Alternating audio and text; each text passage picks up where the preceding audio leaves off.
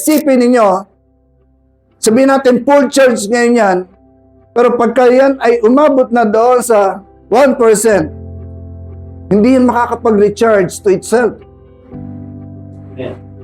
Kinakailangan connected yan sa power source. Ganon din ang tao. Kapag humina ka na, alam mo sa sarili mo na baksak na ang espiritu mo, you have to connect to God.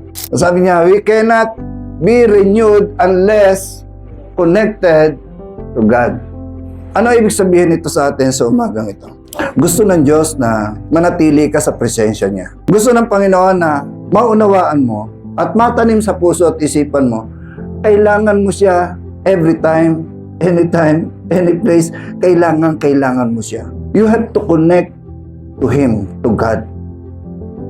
Kinakailangan konektado ka lagi para kahit mapagod ang katawan mo, hindi babaksak ang espiritu mo, hindi babaksak ang kaisipan mo, hindi babaksak ang emosyon mo.